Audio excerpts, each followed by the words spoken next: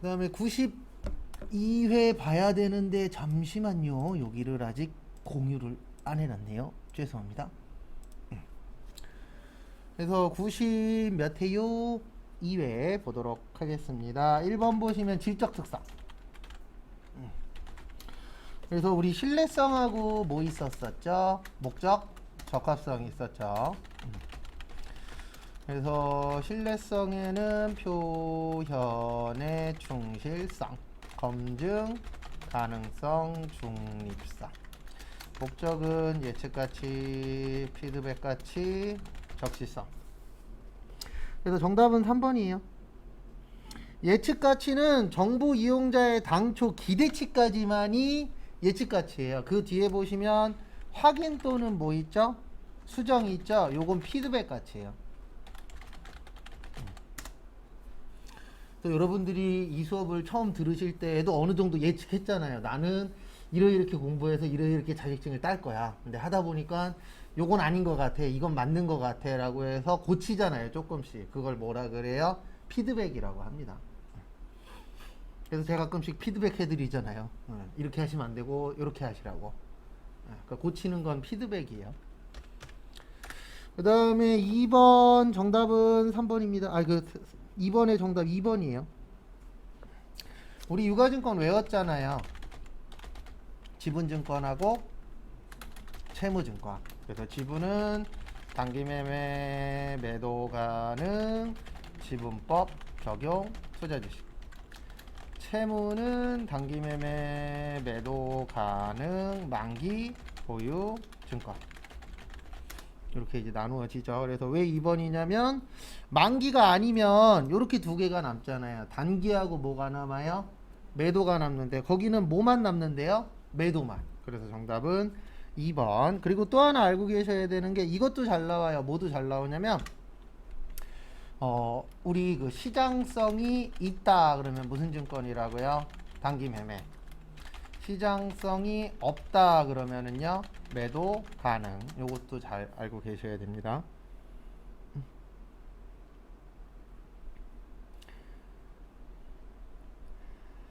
그 다음에 다음 거 보시면은요 3번 거기에다 밑줄 치세요. 충당부채 우발.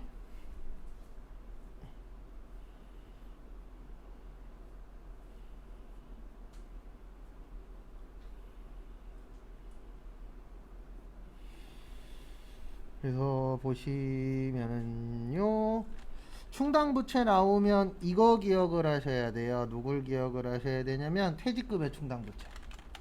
우리가 공부하는 것 중에 충당부채 나오는 건 퇴직급의 충당부채밖에 없어요. 그래서 이 충당은 준비하는 건데 얘는 목적이 있어요. 얘는 뭐에 쓰려고 하는 거죠? 일단 보충법이고 그 다음에 요건 퇴직금 지급하기 위한 목적이 있죠. 그래서 아무데나 못 씁니다. 충당부채는. 그래서 충당 들어가는 건 뭔가를 정해놓고 준비하는 거잖아요. 그래서 요거 시험 문제에 뭐라고 잘 나오냐면 지금 문제는 아닌데 충당부채를 다른 데다 쓸 수 있다라는 식으로 시험 문제가 나올 때가 있어요. 그래서 아무데나 못 씁니다. 얘는 정해놓은 곳에만 쓸 수 있어요. 그래서 충당 나오면 요거 기억하시고 그 다음에 우발 나오면 요거 기억하세요. 주석 처리. 그래서 정답은 1번이에요. 부채나 자산으로 처리하시면 안 돼요. 우발 나오면 무슨 처리라고요? 주석 처리.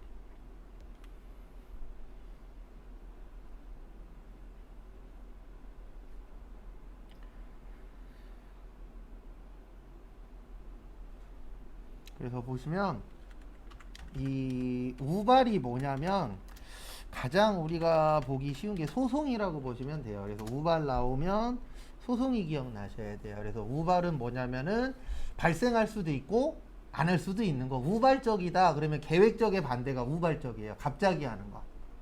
그래서 이 회계에서 우발은 대표적으로 소송인데 우리가 소송이라는 거는 이길지 질지 솔직히 알아요? 몰라요? 몰라요. 끝까지 가봐야 되죠. 그래서 이길 수도 있고 뭐 할 수도 있죠? 질 수도 있죠. 그러면 이거는 확정이 된 게 아니기 때문에 자산이나 부채 처리하시면 안 돼요. 왜냐면 우리가 회계 처리를 하려면 이건 확정된 것만 회계 처리를 해야 되거든요. 그래서 계약금 준 거는 회계 처리하지만 계약서 작성한 건 회계 처리 안 하잖아요. 맞죠? 왜냐면 늘어나거나 줄어든 게 없으니까. 그래서 우리 소송이라는 건 이길 수도 있고 질 수도 있으니까 회계 처리는 하지 말고 주석으로, 주석이 설명이에요. 그래서 글로 쓰는 걸 주석이라고 하는데 뭐 이런 식으로 쓰는 거예요. 현재 뭐와 관련돼서 소송 중이고 소송이 현재 어떻게 진행 중이다. 이렇게만 적어주는 게 주석이에요. 그래서 우발 나오면은 주석이 기억나셔야 됩니다. 근데 거기 1번에는 자산으로 인식한다라고 되어 있죠. 그래서 정답은 1번. 그 다음 2번 우발 부채는 자원 유출이 유출 가능성이 아주 낮지 않는 한 뭘로 처리한다고요? 주석으로 처리한다. 그거 좀 봐두시고요. 그 다음에 충당부채는 자원의 유출 가능성이 매우 높은 거예요. 왜냐하면 대표적으로 퇴직급의 충당부채. 우리 퇴직금 줄 확률은 어마무시하게 높죠. 그 다음에 충당부채는 금액을 신뢰성 있게 추정할 수 있다. 우리 퇴직급의 충당부채는 원래 어떻게 잡도록 되어 있냐면 전 직원이 퇴사한다라는 전제 하에 준비하도록 되어 있어요. 왜냐하면 일반적으로 퇴직금의 충당부채가 뭐 주려고 준비하는 거예요? 퇴직금 주려고. 그래서 다 그만둔다라는 전제 하에 퇴직금을 준비하도록 되어 있습니다. 근데 앞으로 퇴직금의 충당부채는 많이 안 쓸 거예요. 왜냐면 앞으로는 무슨 시대예요? 연금 시대잖아요. 근데 연금이든 뭐든 솔직히 더 좋게 되려면 근속 연수가 어떻게 돼야 돼요? 길어져야 되죠. 근데 가면 갈수록 근속 연수는 짧아질 거고 슬픈 얘기이긴 하지만 앞으로는 40대 넘어가면 그때부터 고민을 해야 돼요. 무슨 고민해야 돼요? 나 그만두면 뭐 하지? 저는 이 고민을 30대부터 하긴 했는데 계속 해야 돼요. 어쩔 수가 없어요. 왜냐면 가면 갈수록 사람이 필요가 없어지는 시대가 될 거니까. 근데 40대면은 한참 뭐 할 때예요? 일할 때죠. 그래서 빨리 그만두시는 분들은 40대, 좀 늦으면 50대. 근데 대부분 몇 살까지 일하고 싶대요? 60대 후반에서 70대까지는 일을 하고 싶을 거라고요. 과연 그럼 그걸 내가 어떻게 충당할 것이냐, 그것도 좀 중요하죠.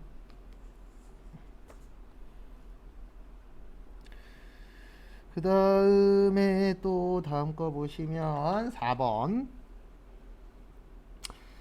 자본거래죠. 자기 주식은 취득원가를 자기 주식의 과목으로 하여. 여기에서 중요한 건 이거예요. 그냥 여기 가셔서 컨트롤 뭐요? F. 무슨 주식이요? 자기 주식. 자기 주식은 무슨 조정이에요? 자본 조정. 1번 맞고요. 그 다음에 정답은 2번이에요. 자기 주식 처분 이익은 자본 조정이 아니고 자본 잉여금이에요. 그래서 종류 물어보면 그냥 뭐 하시라고요? 컨트롤 F.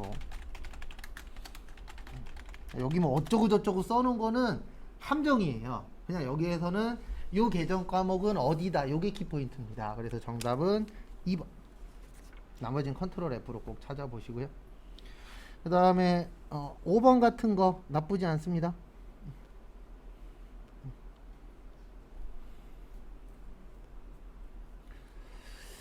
그래서 5번 보시면 우리 많이 봤던 거죠. 현금 및 현금성 자산, 통화 및 통화 대용 증권, 요구 불, 강조하고 보통 무슨 성 자산이요? 현금성 자산. 취득 당시 만기가 몇 개월이요? 3개월. 그래서 정답은 1번이요. 1년이죠.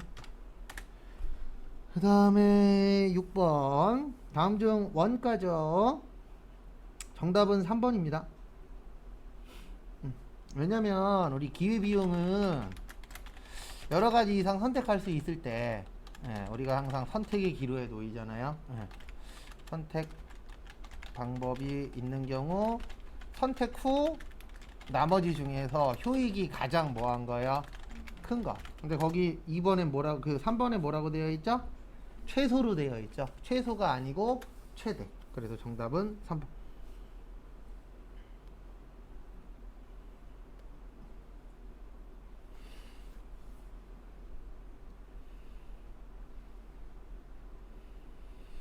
그 다음에 7번 제공품 및 제품이죠.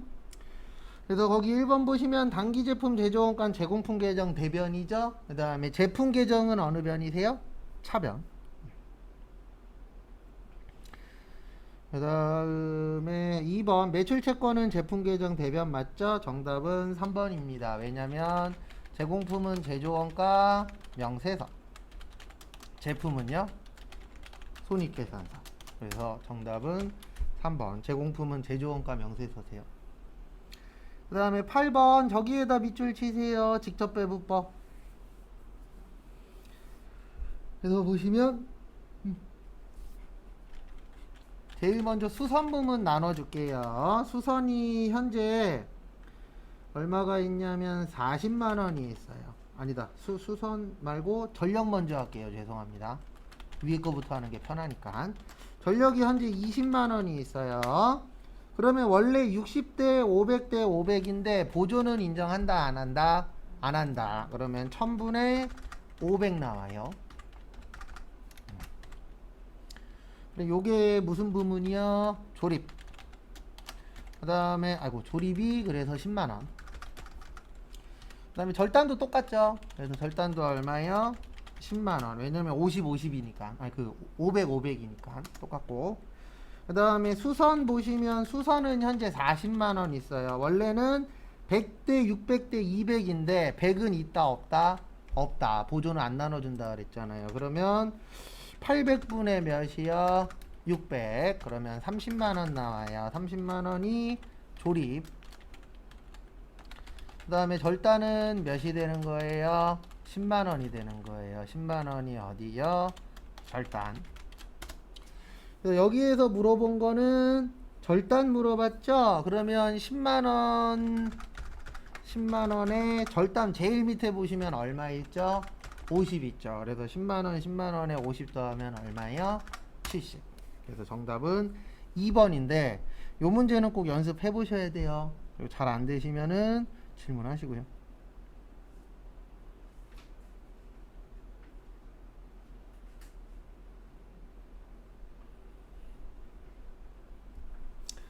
그 다음에 9번 정답 4번이죠?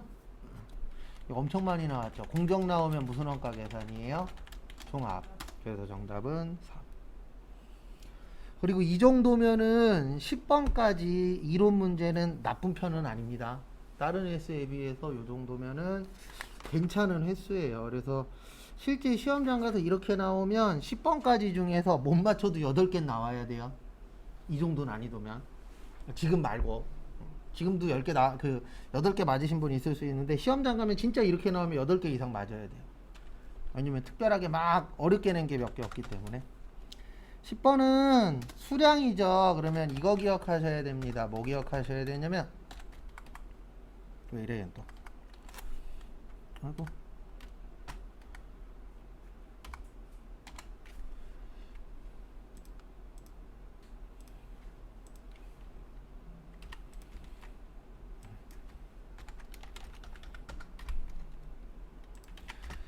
제공품 뭐 기억해야 돼요? 수량. 그래서 기초 제공품, 단기 착수량, 완성품 수량, 기말 제공품, 공선품 수량. 그래서 기초가 200, 기말이 몇 개요? 50. 그 다음에 착수가 600. 단기 완성이 몇 개요? 650.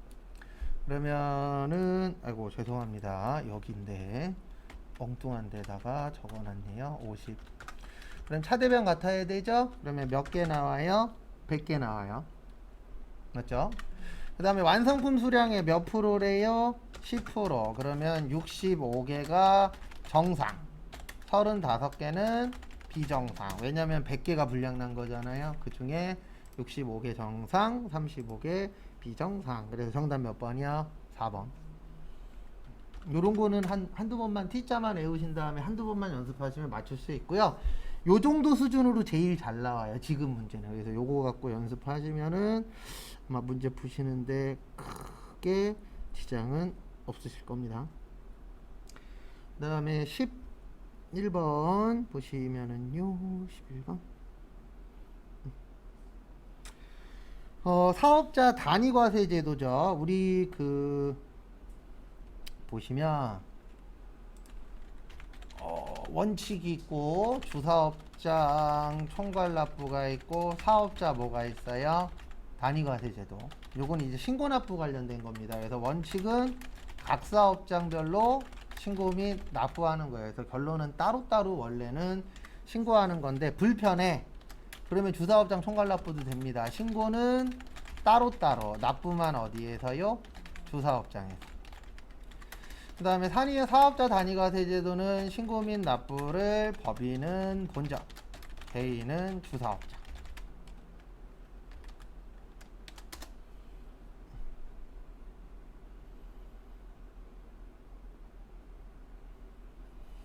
정답은 2번이에요. 법인은 지점 안 돼요. 법인은 무조건 어디만 돼요? 본점만. 근데 거기 뭐라고 써있죠? 두 번째 줄에 지점을 주된 사업장으로 할 수 있다, 할 수 없어요. 근데 이게 무슨 뜻이냐면 일반적으로 법인들은 본사가 있어야 지사가 생기잖아요. 그래서 메인은 항상 어딘 거예요? 본사인 거예요. 근데 개인 같은 경우에는 이런 분들도 있잖아요. 만약에 내가 첫 번째 매장을 제일 먼저 했어. 그래갖고 매장을 늘렸어. 근데 나중에 봤더니 세 번째 매장이 제일 잘 돼. 그 제일 잘 되는 매장을 뭐라 그래요? 주된 사업장이라 그래요. 근데 왜 이렇게 법이 되어 있냐면 법인이랑 개인이랑 구조가 달라서 그래요. 법인 같은 경우에는 본점이 있어야 뭐가 있어요? 지점이 있는 구조고 거의 모든 전체적인 내용은 다 본점에서 관리를 다 하잖아요. 그래서 본점만 인정이 되고 개인 같은 경우에는 여러 가지 매장 중에서 제일 잘 되는 매장들이 있어요? 없어요? 있죠. 그걸로 보도록 되어 있습니다. 그래서 그거 참고하시고. 그 다음에 또 뭐 잘 보시냐면 일단 정답은 2번이에요. 그 다음에 3번도 좀 잘 봐두세요. 사업자 단위과세 제도는 모든 업무를 혼자서 하기 때문에 같이 하는 게 아니고 혼자서 하기 때문에 어떻게 한다고요? 사업자 등록번호도 몇 개만 준다? 하나만 준다. 그것도 좀 같이 알고 계시면 도움이 되실 겁니다. 그 다음에 다음 것도 보시면은요 12번 영세율과 면세죠. 이런 거 환영이죠. 정답 1번. 영세율이 뭐예요? 수출이에요. 면세는 일반적으로 뭐예요? 기초생활 필수품. 그래서 정답은 1번. 그 다음에 또 보실 게 13번 수정에다 밑줄 치십시오. 수정은 잘한 거예요? 잘못한 거예요? 잘못한 거죠. 우리가 잘못한 거 고치는 거를 수정이라고 표현을 하죠. 그래서 1번 보시면 계약의 해제로 재화나 용역이 공급되지 아니한 경우에는 그 작성일을 계약 해제일로 합니다. 맞아요. 그 다음에 비고란에다가 처음 날짜 쓰시면 되고요. 그 다음에 면세가 아닌데 면세로 발행했다. 그럴 수 있어요? 없어요? 있죠. 그럼 이건 처음부터 잘못된 거죠. 그래서 발급한 날짜로 세금계산서로 해주시는데 거기 보시면 붉은색 글씨나 음의 표시라고 있으실 거예요. 우리 그 회계에서는 빨간색으로 쓰면 대부분 플러스예요? 마이너스예요? 마이너스예요. 아니면 까만색으로 쓸 경우에는 뭐를 써라? 마이너스를 써라. 근데 빨간색으로 쓰는 걸 권장하진 않습니다. 빨간색으로 쓰는 것보다는 까만색으로 쓰되 플러스를 해줘요? 마이너스를 해줘요? 마이너스. 근데 이거 진짜 농담이 아니고 이것 때문에 그래요. 우리가 보냈어. 근데 그 걔네들이 프린트 했는데 걔네가 갖고 있는 프린트가 흑백 프린트야. 까만색만 나와. 실제 그런 케이스들이 예전에 많았대요. 그래서 이게 빨간색으로 우리는 잘 보이게끔 하려고 빨간색으로 해서 보냈더니 프린트 했는데 까만색으로 나와. 그러면 엉뚱하게 신고될 수도 있어요? 없어요? 있죠. 그래서 대부분 마이너스를 많이 씁니다. 그 다음에 정답 3번이에요. 처음 공급한 재화가 환입된 거죠. 환입됐으면은요 환입된 날짜로 세금계산서 발행을 하는 거예요. 근데 거기 보시면 처음 세금계산서로 작성일을 쓴다라고 되어 있죠. 그게 아니고 언제로 한다고요? 뭐 한 날? 환입된 날. 그래서 정답은 3번. 그 다음에 요것도 하나 좀 적어주세요. 내국신용장하고 구매확인서. 내국신용장이 로컬 LC 그 다음에 뭐라고요? 구매 확인서. 네, 요것도 처음에 발급한 날이에요. 그러니까 이게 수정세금계산서 발행할 때 시험 문제 나오면 항상 어느 날짜로 할 거냐, 첫날짜로 할 거냐, 사건이 발생한 날로 할 거냐, 요거 물어보거든요. 네, 그래서 내국신용장도 처음에 뭐 한 날이요? 발급한 날.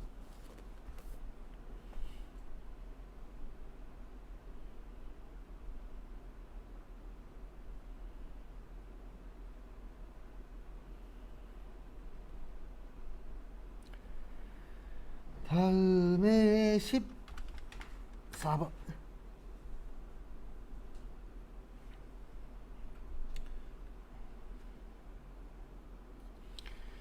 14번 보시면 소득세법상 납세 의무자에 관한 설명이다. 가장 틀린 것은 외국을 항행하는 선박 또는 항공기 승무원의 경우 생계를 같이 하는 가족이 어디에 있느냐. 이게 중요합니다. 그래서 1번 맞고요. 그 다음에 국내에 거소를 둔 기간은 입국하는 날의 다음 날부터예요. 입국하는 당일이 아니고. 왜 그러냐면 11시 59분에 입국할 수도 있잖아요. 맞죠? 그래서 당일날이 아니고 그 다음날부터 출국하는 날까지가 맞습니다. 그 다음에 우리 이거 외우라 그랬죠. 거주자 국내에 며칠 이상 있는 거예요? 183일. 그 다음에 무제한 납세 의무자라고 해서 국내 것도 내고 외국 것도 내고. 그 다음에 비거주자 있죠. 요분들은 누가 아닌 사람이요? 거주자가 아닌 자. 그러니까 183일 이내로 있다 가시는 분. 그래서 제한 납세 의무자라고 해서 어디 것만 보는 거예요? 국내 것만. 그래서 정답은 4번이에요. 시민권자하고는 전혀 상관없어요. 시민권이든 영주권이든 이거랑 관련 있는 게 아니고 그냥 그 나라에 1년 중에서 1월 1일부터 12월 31일 중에서 며칠 동안 있느냐 거기에 따라서 달라지는 겁니다. 그리고 예전에는 6개월이 아니었어요. 6개월이 아니었는데 지금 6개월로 바꾼 이유는 국제화 시대에 발맞추기 위해서. 그래서 외국에서도 대부분 6개월을 기준으로 해서 세금을 더 낼 거냐 덜 낼 거냐 이게 나눠진다라고 해요. 그래서 우리나라도 6개월로 맞춰놓은 상황입니다. 참 이런 쓸데없는 거 할 때는요 그놈의 국제화 시대예요. 그리고 정작 필요한 거 할 때는 뭐라 그래요? 안 맞는데 우리나라하고 국제화하고 우리나라하고 안 맞는데 그러다가 지들 필요할 때에는 또 국제화 찾고 재밌어요. 그 다음에 15번 보시면 다음은 소득세법상 결손금과 2월 결손금에 관한 설명이다. 가장 틀린 것은 정답은 1번이에요. 해당 과세기간의 소득금액에 대하여 추계신고, 요거 추가신고라고 생각을 하시면 돼요. 추가로 이제 신고를 하는 경우에는 국가에서 인정을 해줍니다. 그러니까 이 1번이 답이 되려면 무신고라고 나와야 돼요. 무슨 신고요? 무신고. 그래서 국가에서 이거 해버릴 때가 있어요. 결정해버릴 때. 이 결정이라는 게 무신고 때 나오는 거예요. 그래서 국가에서 만약에 무신고를 하면 신고를 안 하면은요 국가가 얼마 내라고 정해줘 버리거든요. 그런 걸 정해줄 때 2월 결손금이나 결손금 이런 거 빼고 계산할까요? 가차없이 계산할까요? 가차없이 계산해요. 근데 추계 신고나 이런 것들은 신고를 잘못한 경우거든요. 대부분. 그래서 그 부분에 대해서는 인정을 해줍니다. 왜냐면 우리가 신고하다가 잘못할 수도 있어요? 없어요? 있죠. 그때는 2월 결손금이나 이런 걸 빼주는데 신고 안 하면은 얄짤 없어요. 그래서 우리 부가가치세 보시면 매입세액 있죠. 매입세액 공제 받으려면 신고를 꼭 하셔야 돼요. 무신고 하잖아요. 그럼 공제 안 돼요. 괘씸죄로. 왜냐면 신고도 안 했는데 세금을 빼줘? 이거는 형평성에 맞아요? 안 맞아요? 안 맞죠. 정상적으로 날짜 맞춰서 신고 잘한 사람들한테는 매입세 공제를 해주는 거고 말 안 듣고 신고 안 하다가 걸리면 어떻게 되는 거예요? 얄짤 없는 거예요. 그래서 국가 말을 들을 수밖에 없어요. 구조 자체가. 왜냐면 말 안 들으면 뭐 많이 내야 되니까요. 세금 많이 내야 되니까. 그래서 예전에 저 알던 형 하나도 어쨌든 혼자서 1인 자영업자였었는데 처음에 무신고했대요. 국가에서 얼마 내라 그러면 냈대요. 그럼 그거는 잘하고 있는 행동이 아니거든요. 세무사 사무실에 맡기면 수수료 주죠. 세무사 사무실에 맡기면 그 수수료 주는 거가 세금 덜 내는 것보단 적어요. 그러니까 만약에 세무사 사무실에 맡겼을 때 100만 원이 나오고 국가가 내라고 하면 200이 나와. 그럼 100만 원 차이 나잖아요. 그럼 수수료는 한 30에서 50 정도 돼요. 30에서 50을 주면은 내가 100만 원만큼 덜 낼 수 있어요. 그럼 수수료 떼어줘도 내가 더 얻는 게 어떻죠? 많죠. 그래서 그런 세무사 사무실도 있어요. 어떤 세무사 사무실도 있냐면 그 평소에 세무사 사무실 안 쓰다가 1년에 신고 때만 맡기는 경우 있거든요. 그러면은 이런 세무사 사무실도 있어요. 내가 신고하면은 요 정도 내. 그 다음에 세무사 사무실에서 도와주면 요 정도 낼 거야. 너가 선택해. 세무사 사무실에 수수료 주고 하는 게 더 좋아. 그러면은 우리가 대신 해줄게. 네, 해서 선택하게 하는 경우들도 있어요. 뭐 장단점은 다 있습니다. 근데 일반적으로 맡기는 게 좋아요. 장기적으로 봤을 때. 그리고 이제 혼자 할 수 있으면 가장 좋긴 한데 혼자 하려면 시간이 좀 필요해요. 그러니까 처음에 맡겼다가 거기에서 이제 어떻게 뭐 신고서나 이런 거 보여주잖아요. 보내주잖아요. 우리 그런 거 보고 아 요거는 요렇게 신고하면 되네. 그걸 어느 정도 안 다음에 내가 해야지 처음부터 하는 건 쉽지 않아요. 처음부터 할 수 있으면 전문가가 뭔 필요가 하겠어요. 그냥 나 혼자 다 하면 되지. 근데 나중에 국세청의 목표는 하나 있긴 있습니다. 국세청의 목표는 가면 갈수록 쉽게 만드는 게 목표긴 해요. 근데 그 쉽게 만드는 게 다르게 얘기하면 뭐냐면 오픈이 많이 된다는 얘기예요. 그러니까 내가 국세청에 따로 신고를 안 해도 얘가 내 데이터를 거의 다 갖고 있어. 그러니까 너는 그냥 국세청에서 알아서 계산해서 보내줄 테니까 그것만 납부해. 이게 어떻게 보면 최종 목표예요. 근데 국세청뿐만이 아니고 많은 곳들의 최종 목표가 뭐냐면 그냥 국민은 가만히 계시면 우리가 다 알아서 할게요. 그 대신 국민은 뭐만 열심히 내세요? 세금만. 예, 요게 어떻게 보면은 최종 목표 중에 하나더라고요. 근데 그런 시대가 언제 올진 모르겠지만 옵니다 분명히. 그러니까 요즘 TV 보면 전 열심히 적어보거든요. 과연 무인화가 언제쯤 될까 열심히 보는데 어쨌든 빨라요 생각보다. 그래서 요즘에 TV에 저거 많이 나오잖아요. KT가 계속 뭐 많이 내보내고 있냐면 저거 뭐지? 전화 오면은 AI가 받아주는 거 맞죠? 그리고 그거 나올 때 배달을 누가 하고 있어요? 배달이 아니고 그 안에서 예, 이렇게 서빙 누가 하고 있어요? 사람도 하고 있지만 로봇도 같이 하고 있어요.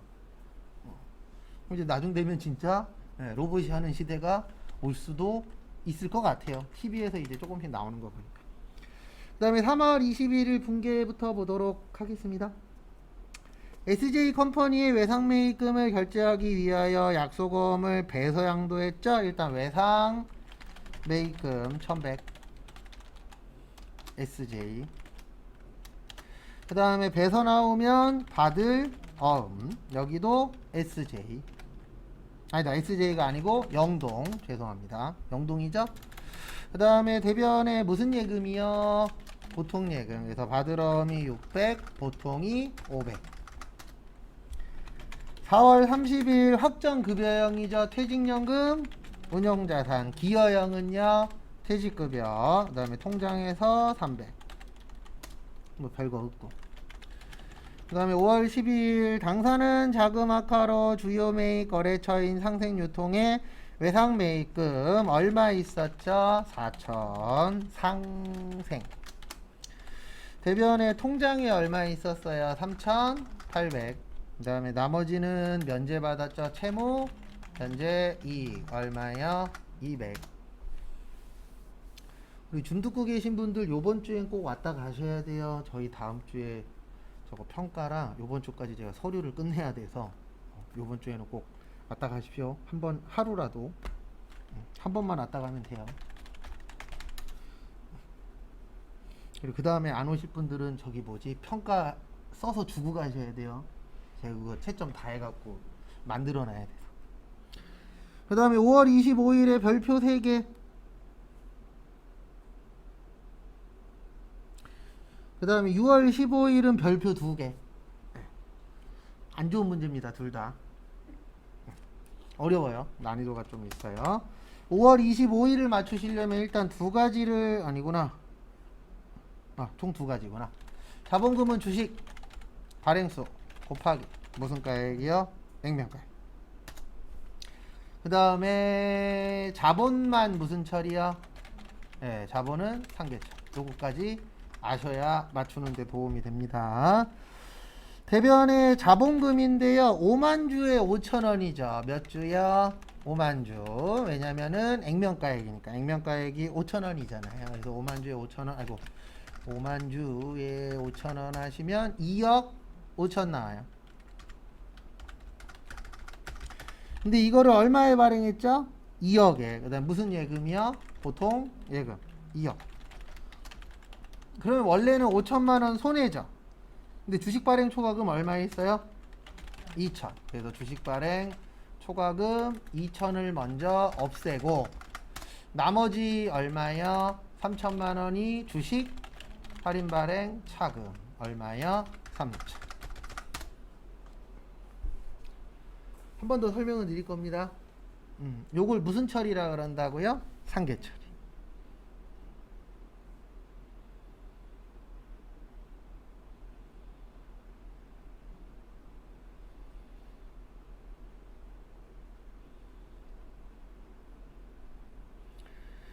그래서 보시면은요. 한 번 더 설명을 드리도록 하겠습니다. 내용은 이렇게 되는 거예요. 어떻게 되는 거냐면 내가 주식을 2억 5천원치 발행했잖아요. 근데 받긴 얼마만 받았어요? 2억. 그러면 원래 손해가 5천이에요. 근데 기존에 이익 난 게 얼마 있었어요? 2천이 있었죠. 그 기존에 이익 난 거 빼고 그러면 손해가 얼마만 되는 거예요? 3천. 요걸 무슨 처리라 그런다고요? 상계 처리. 다음에 6월 15일 단기 매매 목적으로 보유 중인 주식회사 33의 주식을 전부 4,700에 처분하였다. 주식 처분 수수료 45,000원을 차감한 잔액이 보통예금. 요게 기억나야 돼요. 요것도 여러 번 적어드렸었는데 유가증권엔 주식하고 사채를 발행하거나 처분할 때 비용 쓰면 안 돼. 이익 나면 이익에서 빼고 손해 나면 손해에다가 더해라. 있었어요? 없었어요? 있었죠. 그래서 이렇게 됩니다. 단기 매매 증권 5천. 차변에 통장으로 받았는데 45,000원 띄고 받았으니까 4,695만 5천원. 그 다음에 차변과 대변 어때야 되죠? 같아야 되죠. 단기 매매 증권 처분 손실 304만 5천원.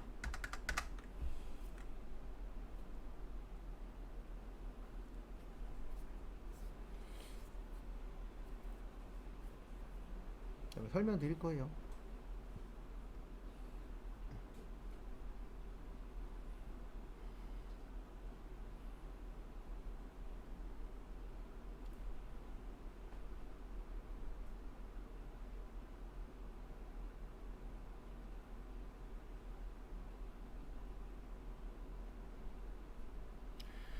그래서 앞에 보시면은요, 내용은 이렇게 되는 겁니다. 이건 이해하셔야 돼요. 5천짜리를 4,700에 팔았잖아요. 그러면 손해 얼마예요? 300이겠죠. 근데 여기 보시면 비용 쓰지 말고 손해에다 뭐 해라? 더해라. 그래서 얼마 썼어요? 4만 5천원 썼잖아요. 그래서 손실이 얼마가 되는 거예요? 304만 5천원. 내용은 이거예요. 내용적으로도 어느 정도 파악은 좀 하셔야 됩니다.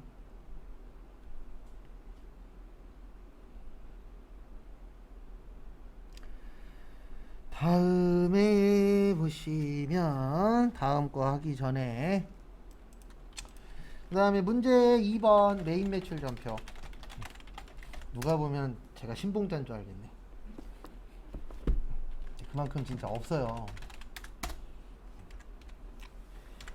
6월 13일은 제품 팔았죠? 매출의 뭐요? 과세 대한여. 대변에 제품 팔았다. 제품 매출 얼마예요? 1,500.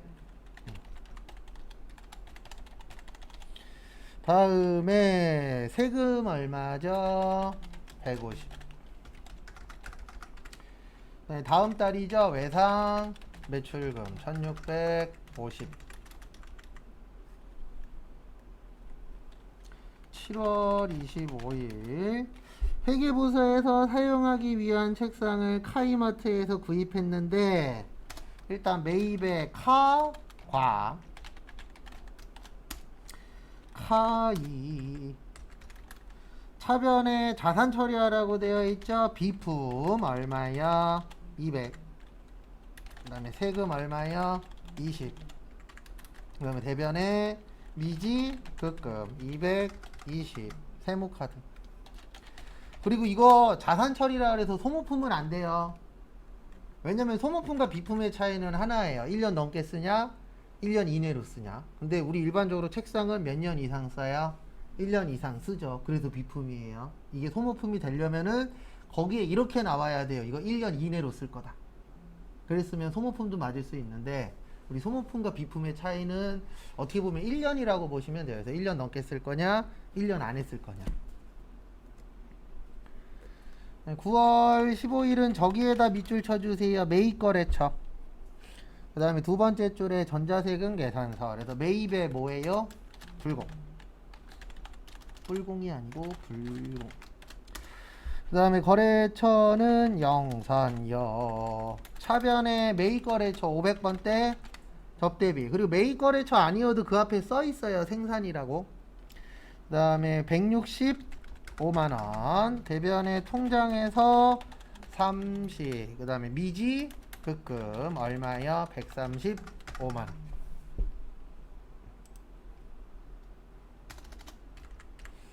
그리고 아시죠? 9월 1일날 원서 접수일입니다. 요번 주에요. 네, 또 영시입니다. 또 전쟁터예요. 그러니까 이 전쟁터에서 빠져나가는 방법은 하나밖에 없어요. 빨리 따갖고 이런 생각 하지 마세요. 저도 예전에 그러고 살았는데 안 볼 거야. 나중에 또 봐야 되는 상황이 진짜 와요. 저도 전산세무 1급 69점으로 떨어지고 승질 나갖고 10년 동안 안 봤었거든요. 나하고 안 맞아. 그랬었는데 원장님이 월급 올려준다 그래서 땄잖아요. 근데 그게 있어요. 늦게 따면 늦게 딸수록 다시 공부할 때 힘들어요. 저야 계속 이거를 했었으니까 그나마 다른 분들보다 좀 편하게 딴 거지. 만약에 딴 일 하다가 그 자격증을 따야 돼 그러면 진짜 머리 아파요. 기억도 안 나거든요.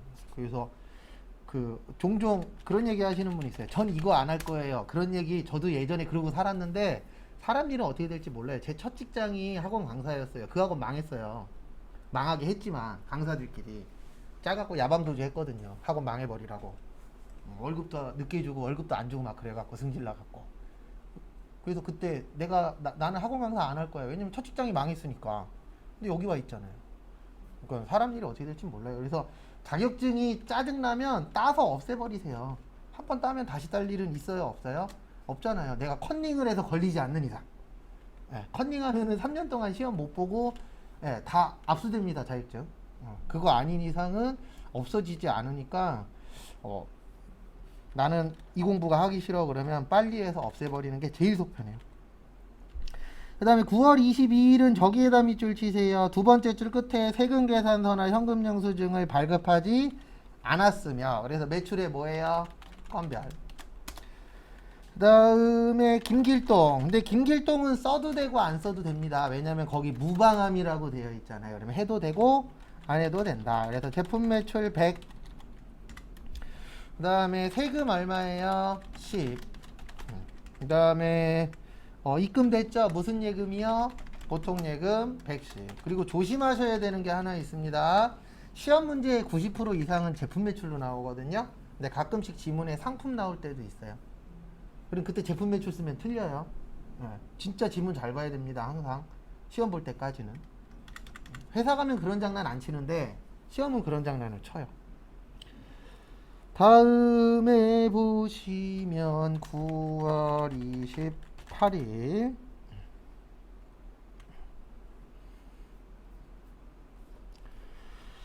당사는 원재료를 진행상사에서 매입하고 전자세금 계산서를 받았죠. 매입의 과세 진행여. 차변의 원재료 얼마요? 5,000. 세금 500. 그 다음에 150만 원은 뭘로 줬다고요? 150이 아니고 1,500 보통예금. 나머지는 외상이죠. 외상 매입금 얼마요? 4,000. 요 정도면은 분계는 그럭저럭 10개 다 괜찮은 편입니다. 이렇게 나오면은 못해도 8개. 당연히 10개 다 맞으면 합격 하락률은 쫙 올라갑니다. 그 다음에 3번에 1번 수출 실적 명세서. 저희 저번 주에 이거 했었나요? 수출 실적? 시험 운이 이런 게 있어야 돼요. 뭐가 있었냐면 시험 보는 구주에 내가 푼 것 중에서 많이 나와야 돼요. 그리고 기억이 좀 더 잘 나니까. 여기로 오십시오. 부가가치에서 수출 실적 명세서. 그래서 이렇게 하는 겁니다. 어떻게 하냐면은요. 몇 월에서 몇 월이요? 4월에서 6월. 1304210044689X.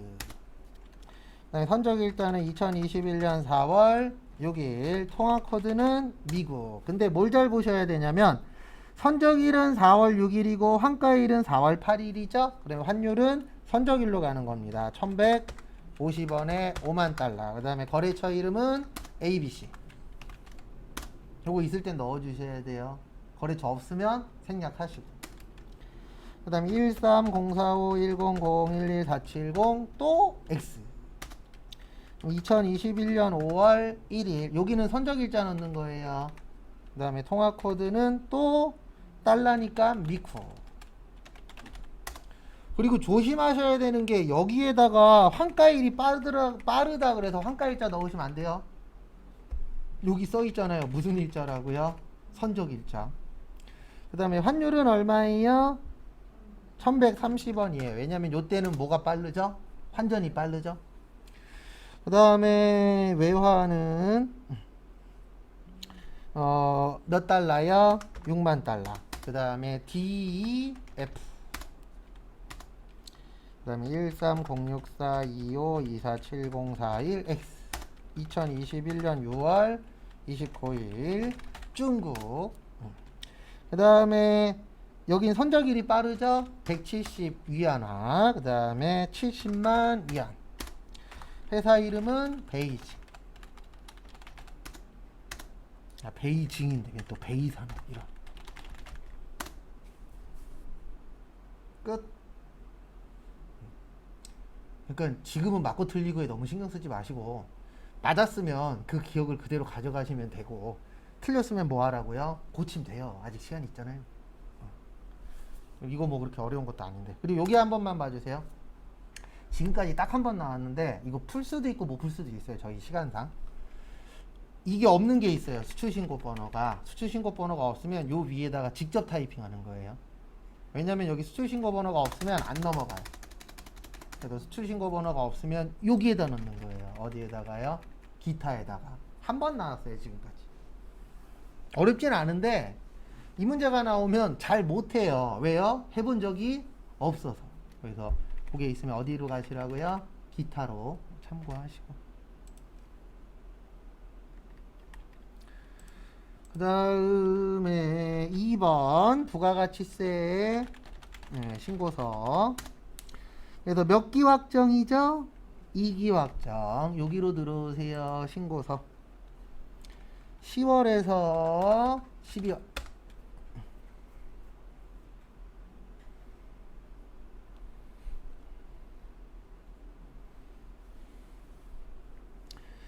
그래서 보시면 처음에 무슨 자료요? 매출 자료. 처음에 공부하실 때는 항상 정리. 세금계산서 과세 매출액, 매출액 과세. 신용카드 매출액 하과. 현금영수증 매출액 현과. 내국신용장 매출액 영세. 직수출 매출액 수출. 그 다음에 대손세액공제.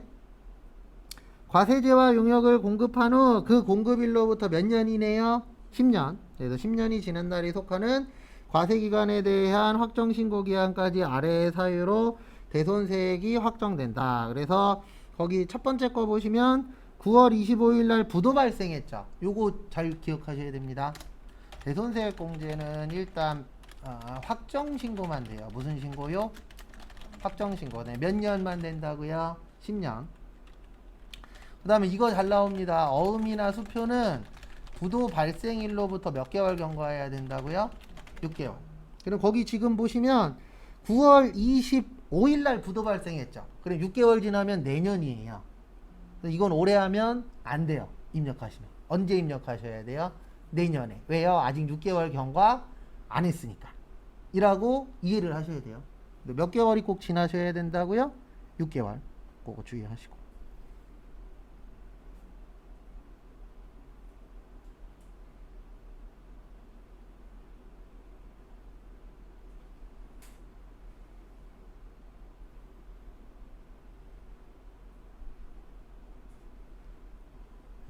되셨습니까? 그러면 이제 넘어갑니다. 그 다음에 저거는 돼요. 소멸시효 완성된 성담에 대한 외상매출금 얼마 있죠? 2200. 근데 요렇게 넣는 거예요. 대손은 마이너스 200 넣는 거예요. 왜냐면 부가세만 인정됩니다. 왜 그런지는 설명드릴게요.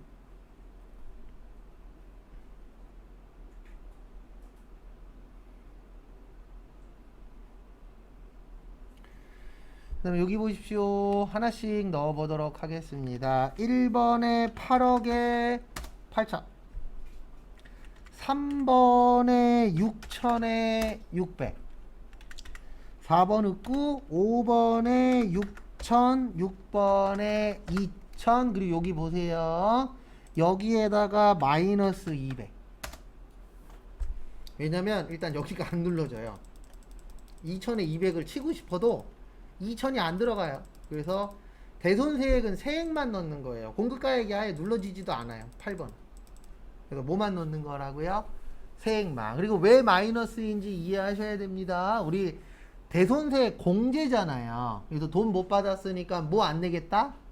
세금 안 내겠다. 근데 문제는 뭐냐면 요 8번이 매출이에요. 매출. 그냥 200이라고 쓰면 세금을 내야 되잖아요. 근데 공제 받아야 되니까 플러스 마이너스 마이너스. 그 다음에 위에 있는 3천이 안 되는 이유는 아직 몇 개월 경과 안 해서요. 6개월 경과 안 해서. 그리고 이거 6개월이 되는 그 다음 날이에요. 그러니까 10월, 11월, 12월, 1, 2, 3월 26일로 넣으셔야 됩니다. 위에 거는. 그래서 요거 있죠. 6개월 경과하면은 2022년 3월 며칠이라고요? 26일로 넣으셔야 돼요. 왜냐면 6개월이 경과된 다음 날부터 됩니다. 그 당일 날이 아니고. 그래서 6개월 계산하면은 3월 달까지 돼요. 그래서 3월 25일이 아니고 3월 26일.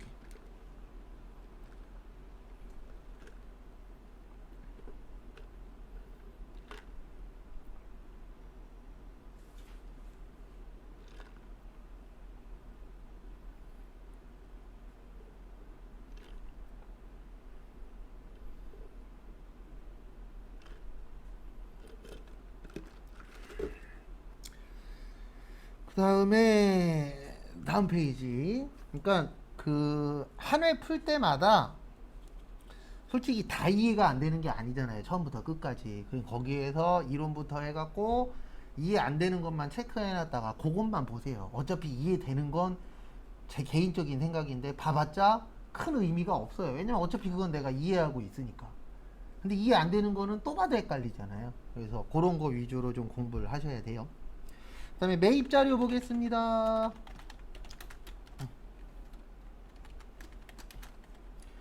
저 보시면 전자세금 계산서 과세 일반 매입액, 매입액 과세의 일반. 그 다음에 전자세금 계산서 고정인데요. 조심하셔야 되는 게 매입의 고정의 일반이 있고요. 매입의 불공의 일반, 매입의 과세의 고정이 있고요. 제가 잘못 썼어요. 매입의 과세에 뭐가 있다고요? 고정. 기계는 매입의 과세의 고정이에요. 근데 매입의 불공의 고정도 있죠. 네, 이렇게 세 가지.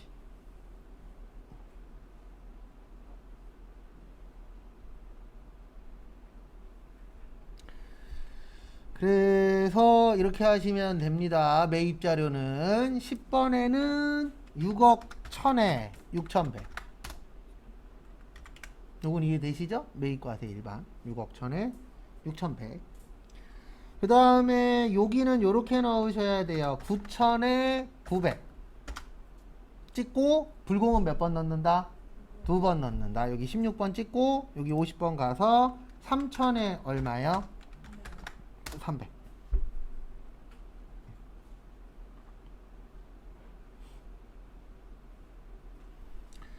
여기까지 안 되신 분 있으시면 질문하시고 이상한 거 있으셔도 이야기를 해 주십시오. 그럼 거기에 맞춰서 또 답 달아드릴게요. 그 다음에 다음 거 보시면 거기 밑에 보시면은요 이기 예정신고 시 미완급 된 거 있죠. 무슨 완급이요? 미완급. 미완급은 여기에다 넣는 거예요. 여기 21번 여기 써 있어요. 미완급이라고. 얼마요? 300.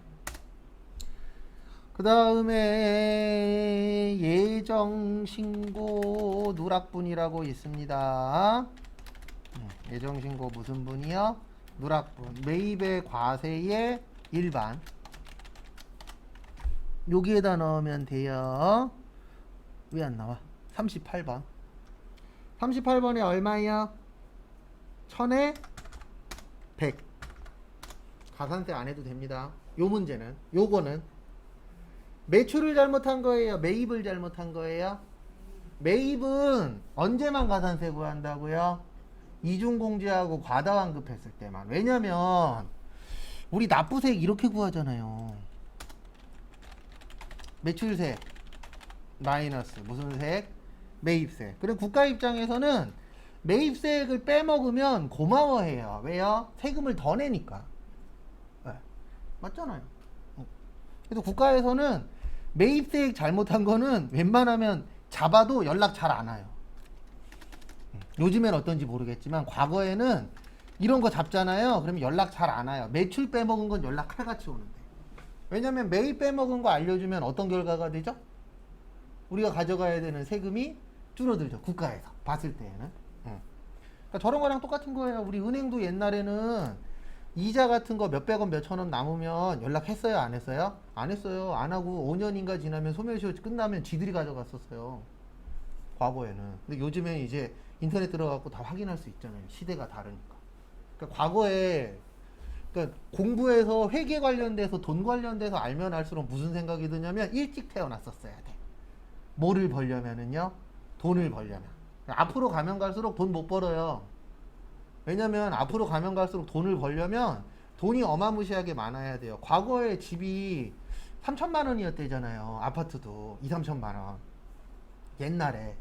근데 지금은 5억이잖아요. 그러면 이 5억짜리가 앞으로 얼마나 올라가겠어요?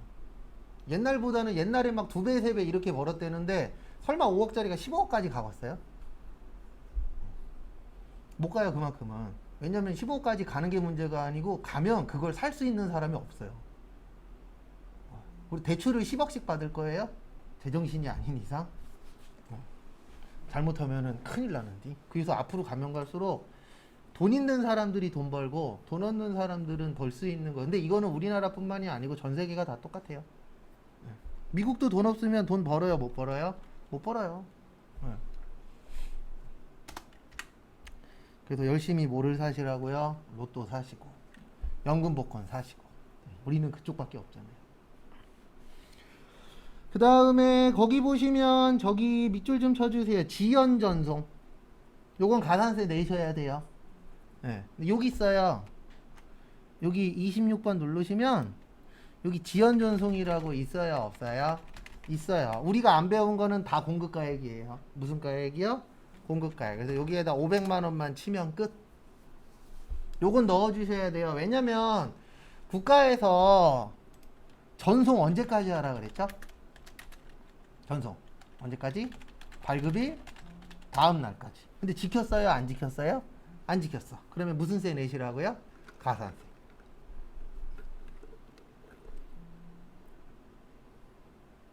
이거는 누락이 아니고 그냥 이렇게 네, 늦게 전송한 거예요. 그다음에 누락 그 뭐냐 빼먹으면 여기로 가는 거예요. 미전송.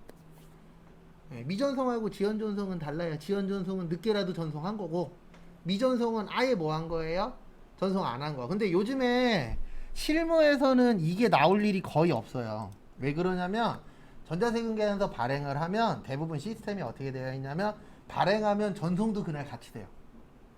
네, 왜 그러냐면 우리한테 무려 하루의 여유 시간이 있잖아요. 근데 솔직히 업무 보는데 하루는 없는 거나 마찬가지잖아요. 그래서 대부분 시스템을 만들 때 어떻게 만들었냐면 전자세금 계산서 발행하면 전송도 같이 되게끔. 그래서 실무 가시면은 저기 지연 전송이나 미전송 할 일은 거의 없어요. 뭐 시스템이 잘못되지 않는 이상은 거의 그럴 일은 없더라고요.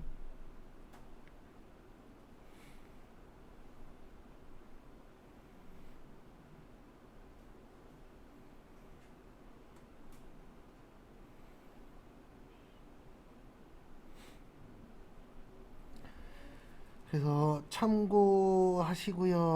그 다음에 끝. 다음 걸로 가겠습니다. 근데 요런 건 처음 하는 거잖아요. 그래서 요런 건 한 번씩 보시고.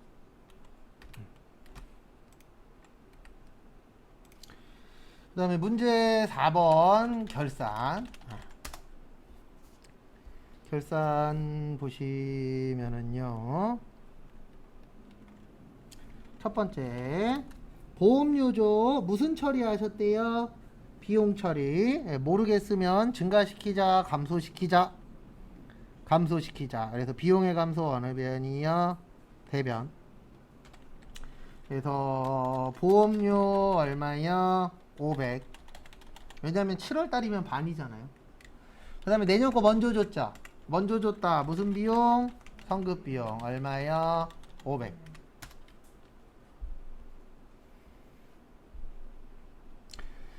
그 다음에 2번 기업은행으로부터 연 3억 원의 이자율로 1년간 차입했습니다. 그러면 이렇게 계산하셔야 돼요. 몇 억이요? 2억. 몇 프로요? 3%. 몇 월 달부터요? 9월. 그래서 9, 10, 11, 12. 그래서 12분의 몇이요? 4.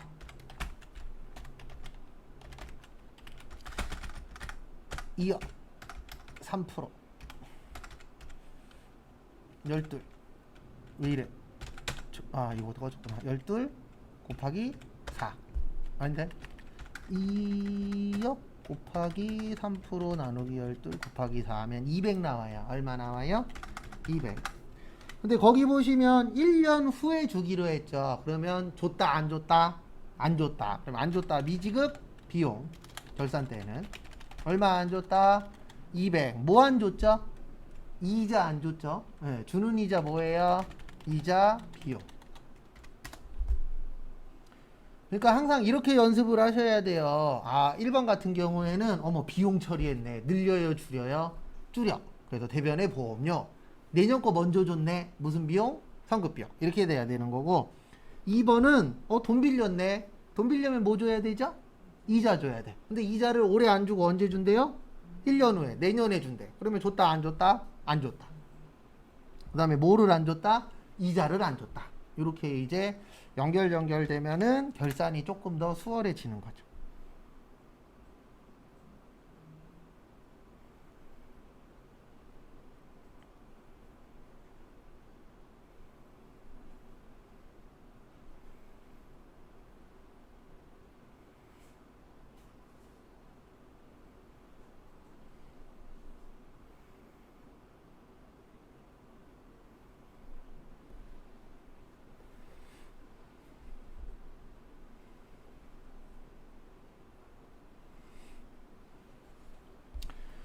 그 다음에 3번 당사가 기말에 공장에서 보유하고 있죠. 요거는 자동도 있고 수동도 있어요. 이렇게 나오면 일단 거기 보시면 첫 번째 보시면 기말 재고 자산 요거는 자동인데 추가 정보 보시면은요. 매입한 원재료 194만원은 운송 중이래요. 그러면 원래 원재료가 얼마가 있었죠? 150이 있었죠. 근데 무슨지 인도 조건이래요? 선적지. 그러면은 운송 중이란 얘기는 선적은 했다는 뜻이잖아요. 그러면 150만 원에 얼마 더해요? 194만 원 더해서 344만 원을 넣어야 돼요. 왜 그러냐면 우리 두 가지가 있잖아요. 인도 조건에는 몇 가지가 있어요? 두 가지. 인도 조건에는 두 가지가 있습니다. 하나는 선적지 인도 조건. 또 하나는요. 도착지 인도 조건. 이렇게 몇 가지로 되어 있어요? 두 가지. 그래서 선적지 인도 조건은 선적 시에 매입 잡게 되는 거예요. 그러면 지금 운송 중이니까 선적했잖아요. 근데 우리가 샀잖아요. 그러면 요거는 누구 거? 내 거. 도착지 인도 조건은 말 그대로 도착하면은 매입자 거. 그래서 언제 누구께 되느냐 요것도 잘 기억하세요. 왜냐면 이렇게 잘 내요 시험 때.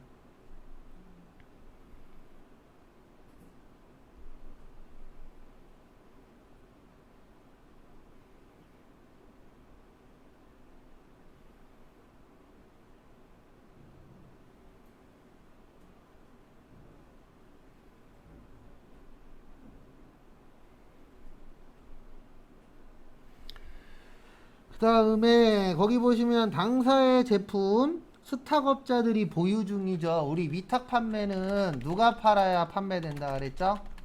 수탁자가 팔아야 매출이 되는데 거기 보시면 팔았어요? 보유 중이에요?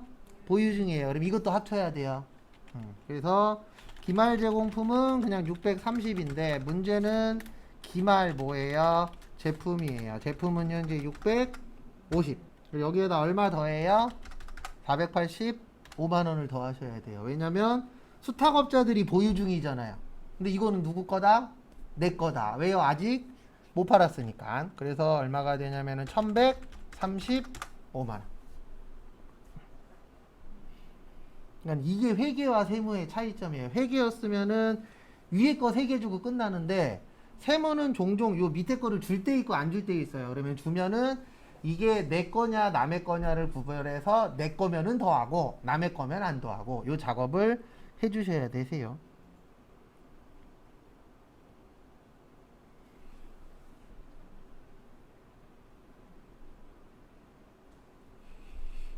되셨습니까? 네. 그 다음에 이제 자동 넣으러 갈게요. 여기로 오세요. 결산 자료 입력. 1월에서 몇 월이요? 12월. 그 다음에 기말 원재료에 요거를 적는 거예요. 344만원 적으시고 그 다음에 기말 제공품은 똑같아요. 600 얼마요? 30. 그 다음에 기말 제품은 아까 얼마였죠? 1135만원이었죠. 얼마였어요? 1135만원. 이렇게. 그러니까 지금은 이게 중요한 게 아니고요. 요게 중요한 거예요. 왜 더하냐? 예. 왜냐면 다음에 나올 때 숫자는 바뀔 거니까. 그래서 어떨 때 더하고 어떨 때 안 더하는지 그런 부분 잘 좀 봐주십시오.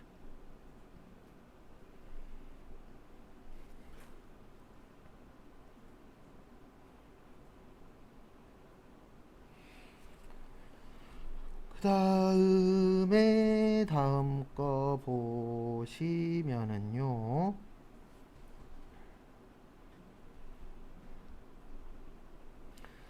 다음 거 보시면 4번 저기에다 밑줄 치세요. 외상 매출금의 1%. 뭐의 몇 프로요? 네, 외상 매출금의 1%예요. 그러면 이렇게 하는 겁니다. 어떻게 하는 거냐면 여기 위에 있죠? 대손상가 여기 1% 확인하시고 외상 매출금만 냅두고 뭐예요? 지워요. 그 다음에 무슨 반영? 결산 반영. 금액은 신경 쓰지 마시고 왜냐면 금액은 누가 계산해 줄 거예요? 컴퓨터가. 그리고 이렇게 하면 끝. 그 다음에 5번에 별표 3개 치세요.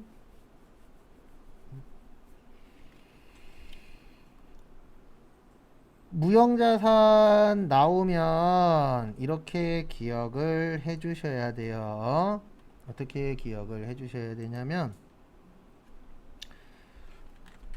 4번은 그냥 자동 결산. 무형자산 나오면 남은 금액 나누기 남은 내용 연수.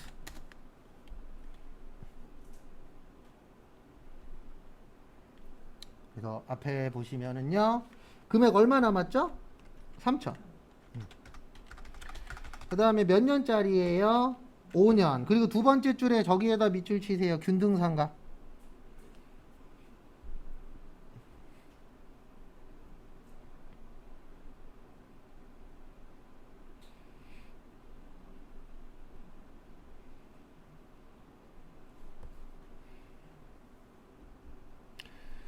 그 다음에 여기에서 키포인트는 거기 월할 상각 나오면 12분의 몇 하란 얘기예요.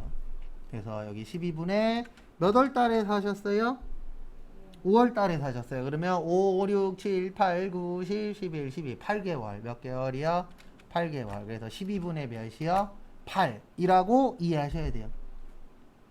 그래서 월할 계산 나오면 대부분 몇 분의 몇 이거 하란 얘기입니다. 그래서 3천만원 나누기 5 나누기 12 곱하기 8 하면 400 나와요. 얼마 나와요? 400.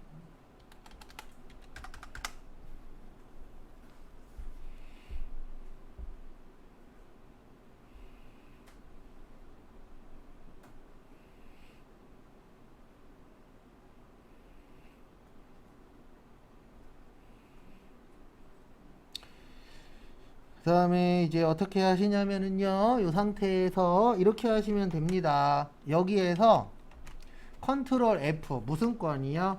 영어권. 영어권 치시고 그 다음에 얼마 나왔죠? 아까 400 나왔죠. 그래서 여기 영어권에다 얼마 치면 돼요? 400. 자, 마지막에 무슨 추가? 전표 추가. 이렇게 기억해 주세요. 월할 상각 나오면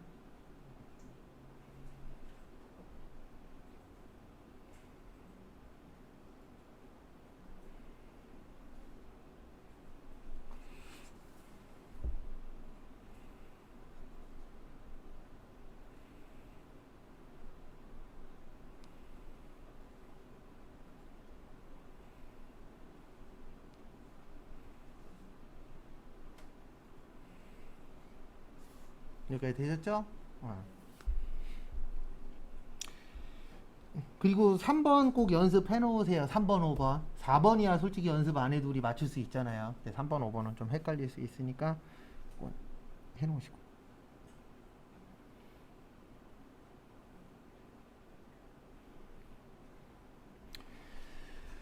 그 다음에 문제 몇 번이요? 5번. 원천징수. 그래서 1번은 여기로 들어오세요. 여기. 네. 원천징수에서 무슨 자료 입력이요? 급여 자료.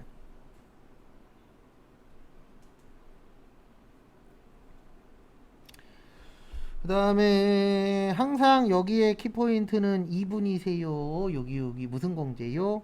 수당공제. 그래서 수당공제 누르시고 그 다음에 기본급 여, 상여 부, 직책 여, 월차 부, 식대 밑에 보시면 당사는 모든 직원에게 식대를 지급하며 비과세 요건 충족했대요. 여. 그 다음에 자가운전 어디였냐? 당사는 본인 명의의 차량을 업무 목적으로 사용한 직원에게 자가운전 보조금 지급하며 실제 발생된 신호교통비 지급 안 한다. 여. 그 다음에 어디 갔냐? 연장수당이 요거예요. 야간근로수당. 요거 안 바꿔도 틀린 건 아닙니다. 근데 보기 편하게 하려면 여기를 바꾸세요. 그 다음에 야간근로는 묻지도 따지지도 말고 무조건 여. 그 다음에 거기 보시면은 저게 없죠. 기업연구소 연구보조비. 요렇게 하는 거예요. 여기 보세요. 일단 모르겠으면 무조건 비과세. 그 다음에 기업, 연구소, 연구 뭐요? 보조비라고 똑같이 쳐요. 이거는 모를 때 쓰는 방법이에요. 무조건 비과세 잡고 여기에다 일단 명칭 써요. 그 다음에 여기에서 F2 그 다음에 기업이라고 쳐봐요. 그러면 기업, 연구소, 연구, 보조비 똑같은 게 뜰 거예요. 근데 왜 이렇게 시험 문제를 내냐면 이렇게 내는 이유는 하나예요. 아까 것처럼 연장근로수당이 아까 야간근로수당이었잖아요. 이렇게 비슷한 건 자주 나오는 거는 명칭을 약간 바꾸긴 하는데 어쩌다 한 번씩 내는 건 똑같이 줘야 돼요. 왜냐면 똑같이 줘도 못 풀어요. 네, 대부분 분들이. 왜 그러냐면은 이게 뭐 저도 어쩔 수 없다라는 건 아는데 대부분 열심히 외워요. 근데 시험이라는 게 똑같은 문제를 내진 않잖아요. 그러니까 요렇게 이제 독특한 걸 내면은 요거를 몰라요. 왜냐면 대부분 머릿속에 있는 걸로만 하려고 하시니까. 근데 그거는 솔직히 옛날 시험 방식이고, 프로그램을 활용하는 시험들은 대부분 프로그램 안에 답이 있어요, 없어요? 있어요. 근데 그 답을 찾으려면은 명칭을 어떻게 줘야 찾을 수 있죠? 똑같이 줘야 찾을 수 있잖아요. 그래서 새로운 건 항상 똑같이 줘요. 그 다음에 여기에서 F2 누른 다음에 쳤는데 지금은 있죠. 근데 없네. 그럴 때는 여기를 과세로 돌리면 돼요. 무슨 얘기인지 이해되세요? 그래서 요거는 모르는 거 나왔을 때 일단 무조건 비과세로 넣고, 있으면 비과세로 가는 거고, 비과세로 했는데 없네 그러면 여기만 과세로 돌리면은 요 명칭은 안 지워져요. 이렇게 하는 거예요. 별거 아닌데 별거 아니어도 연습은 해봐야 기억이 납니다. 주의하시고. 여기까지만 하면 별건 없어요. 그래도 요거는 한두 번씩 꼭 더 연습해보세요. 이건 꼭 알고 계셔야 돼요. 연습 안 하면 시험장 가서 못 써먹어요. 머리로 아는 거랑 몸으로 아는 거랑은 좀 다르더라고요. 해보니까. 그 다음에 여기로 와주세요. 이제 네. 네, 이거 어차피 열우두나 부르두나 안 떠요. 이거 열우둬도 여기 몇 월이죠 지금? 9월이죠. 9월 며칠이요? 10월 10일. 학자금 안 떠요. 네, 그러니까 부로 바꾸셔도 상관은 없어요. 근데 그냥 두셔도 어차피 안 뜨니까 지장은 없습니다. 그 다음에 김현철님 가셔서 기본급 250, 직책 30, 식대 15, 자가운전 30, 연장 20, 보조비 얼마요? 30. 그 다음에 연금이 146250, 건강이 104970, 장기요양이 10750, 고용이 26000원, 110430, 11040. 되셨습니까? 네. 그 다음에 나오세요. 그 다음에 요거까지만 하고 잠깐 쉬었다가 뒤에 거 할게요. 그 다음에 원천징수 이행상황 신고서 오셔서 요거 조심하셔야 됩니다. 여기 잠깐 보세요. 앞에는 9월에서 9월이에요. 그리고 요거 진짜 중요합니다. 10월 달에 줬죠. 그러면 뒤에를 10월로 바꿔야 돼요. 다 9월로 하시면 안 돼요. 다 9월은 언제가 다 9월이냐면 9월달 월급을 9월달에 줄 때는 9999예요. 근데 지금은 9월달 월급을 몇 월달에 줬죠? 10월달에 줬죠? 그러면 99, 10, 10이에요. 그럼 이렇게 뜨잖아요. 무슨 얘기인지 이해하셔야 됩니다. 그러니까 우리가 9월달 월급을 10월 10날 주는 회사들 있어요? 없어요? 있어요. 그럴 때는 99, 10, 10으로 하셔야 돼요.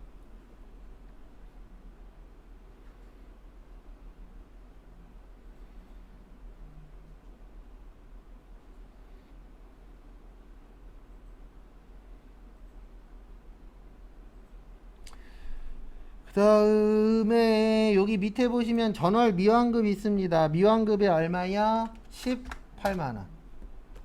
끝. 그럼 이상한 거 있으시면 물어보시고요. 잠깐만 쉬었다가 5시에 이제 연말정산 하나 남았죠? 그거 하고 그 다음에 남는 시간에 하는 거 있죠? 짜투리 시간에 하는 거 그거 하도록 하겠습니다.